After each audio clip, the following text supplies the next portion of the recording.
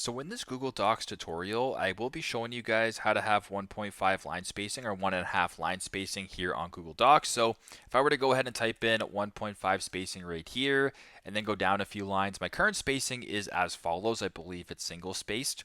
If you want to go ahead and change this, highlight the text right here, go to this top bar to where it says line and paragraph spacing, make sure that 1.5 is selected, and then it'll be, obviously your spacing will be according just like that. Now, if you want to go ahead and change it a different way, you can go to the top left, press Format, press Line and Paragraph Spacing, make sure that it's selected, or you can go to Custom Spacing right here, make sure that 1.5 is selected, then press Apply, and then you can proceed that way. So pretty simple and pretty straightforward, but that is how to have 1.5 or 1.5 line spacing here on Google Docs. Thanks again for watching and hope this helps.